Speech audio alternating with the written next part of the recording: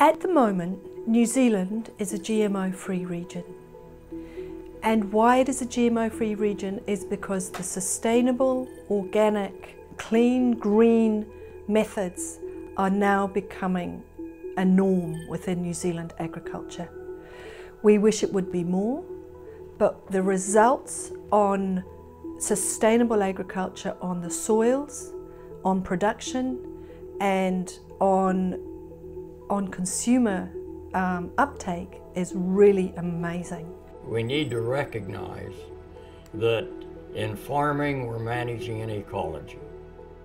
That ecology should support the plant so that the physical and chemical environment and that very dynamic biological environment should all be functioning to support the needs of the plant. Whereas conventional agriculture says we just need NPK. We need nitrogen, potassium, phosphorus. It's usually in synthetic form. Just bung it on and she'll be right. While they ignore all the other important elements like calcium or sulfur, magnesium, and all the trace elements. There is a belief that the older crops are more nutritious. They have more trace elements. They have less of the bad glutens or whatever. And subjectively, that appears to be the case. Something I could not have predicted when I started to work on agriculture was that health awareness would start to become the defining lead in terms of how we shift and why we shift, the way we produce our food and how we distribute it. The way we do it now, and it has changed in the last few decades, is that we use minimum till techniques. We retain stubbles. We don't burn our stubbles. We're fairly careful with the use of our fertilisers.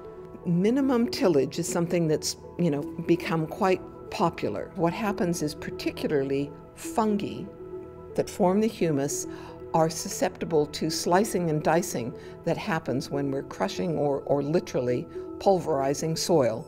And since we want humus formation and it's dependent on fungi, we don't want to do that very often. We want to do it very sensitively and strategically. So that the nutrition can be provided then in that crop that we harvest for our food or to feed our animals so that they're healthy. And when we consume them, we also have the nutrients that we obtain from them. So that it really all starts back with agriculture. By not cultivating the soil and by maintaining the grass cover or the straw cover on the top of the soil, you protect the soil from the wind and the rain, and that acts as a blanket to conserve the moisture as well. Gorse is a nitrogen fix. It's really good for our soil. I use gorse. We sustainably harvest gorse on our farm, put it through a mulcher and use it as a mulcher in our garden because it's high in nitrogen. We don't go and kill it. It's too valuable a resource. We have a sustainable option that will feed the world. We have great developments happening on our organic farms.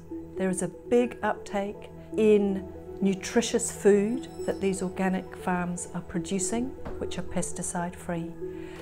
And what is happening is a benefit to consumers, and it will be a benefit to future generations.